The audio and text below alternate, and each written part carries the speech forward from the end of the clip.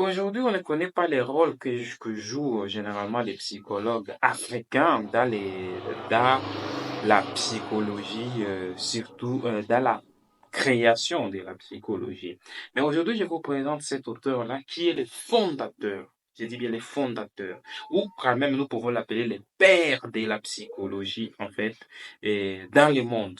Bienvenue sur cette chaîne, la psychologie en Afrique, la seule qui vous parle de la psychologie dans les contextes africains. Alors, il s'agit de celui que nous appelons Malik Badri. Alors, Malik Badri, on l'appelle aussi Baba Malik. En fait, c'est un psychologue soudanais qui a fait ses études d'abord au Khartoum et après il est parti étudier en Angleterre, bien sûr, et il est devenu professeur pour enseigner en Angleterre, aux États-Unis et que dans plusieurs universités dans le monde entier. Et Malik Badri est considéré aujourd'hui comme le père de la psychologie islamique. Alors, pourquoi est-ce qu'on le considère comme le père de la psychologie islamique? Déjà parce que c'est lui qui a apporté énormément de contributions dans cette psychologie et qu'il a réussi à mettre en place cette branche de la psychologie là qui s'intéresse de la psychologie islamique. Malik Badri était musulman et que son père aussi était un musulman, son père qui était aussi un grand homme qui a été fondateur aussi d'un institut. Et c'est par là, lorsque Malik Badri va devenir psychologue, en fait docteur en psychologie, il va commencer à constater qu'il y a énormément de choses dans la psychologie traditionnelle. Il faut savoir, généralement, quand je parle de psychologie traditionnelle, ça veut dire la psychologie occidentale.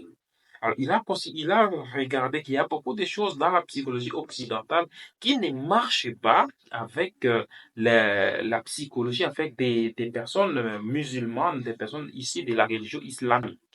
Et c'est pourquoi il va commencer à faire des recherches pour combler ces lacunes-là qui existent dans la science de la psychologie. Et il s'est beaucoup plus intéressé, beaucoup plus à la psychothérapie et aussi à la psychopathologie. Alors, la psychologie islamique est basée sur les enseignements psychologiques, mais ici des Corans et aussi des ouvrages des musulmans qu'on appelle les sunnas. Donc, moi, je ne connais pas, je ne suis pas musulman, mais c'est ça, ça vient du Coran et des sunnas. Alors, il va rejeter l'approche positiviste qu'on va retrouver dans la psychologie traditionnelle, c'est-à-dire la psychologie des Occidentaux, parce que cela ne cadre pas généralement avec la psychologie islamique. Des notions qui sont issues de l'islam, ce sont des notions comme ce qu'on appelle les nafs. Les nafs, c'est les soi. C'est les soi. Et il y a les ronds. Les ronds, c'est l'âme. Et irada qui est la volonté. Alors, je ne sais pas si je prononce très bien les mots, mais les musulmans les peuvent toujours se retrouver. Donc, il a essayé d'intégrer ces genres de notions. Donc, ce sont des notions très importantes qui est considérée aujourd'hui. Et il va, grâce à ces découvertes, grâce à ces recherches, il va commencer à former maintenant. Et ça, c'est la base, ce que je dis généralement aux gens, la formation est la base de l'évolution. Et Malik Badri, lui, va former énormément de gens sur la psychologie islamique et il va le faire en Angleterre, il va le faire aux États-Unis aussi, il va le faire en Malaisie. C'est là où il va essayer de former énormément de gens sur la psychologie islamique. Et du coup, le fait que beaucoup de gens ont été formés sur ça, ils ont essayé de perpétuer ça. Et aujourd'hui, la psychologie islamique est reconnue parmi les branches de la psychologie et qui aide vraiment à comprendre en fait les fonctionnements psychologiques des personnes qui sont issues des religions islamiques, des religions musulmanes.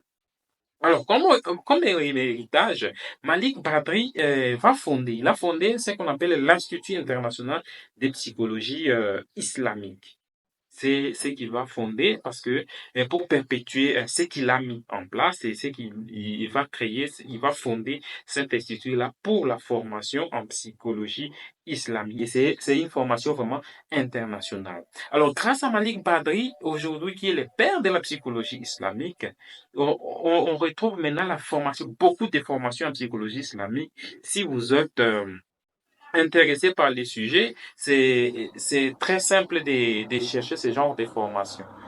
Malheureusement, si vous voulez suivre ces formations-là, je ne suis pas informé si la formation se trouve en Afrique, mais aux universités des États-Unis, là, vous trouvez cette formation, cette spécialité-là de la psychologie islamique.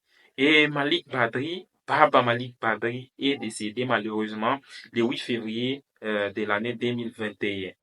Alors, c'est un Africain comme nous qui est aujourd'hui le père de la psychologie islamique. Et je pense que dans l'avenir, nous aurons beaucoup de pères de la psychologie en Afrique. Alors voilà, merci d'avoir visité cette vidéo. Veuillez vous abonner. On se retrouve à la prochaine. Ciao.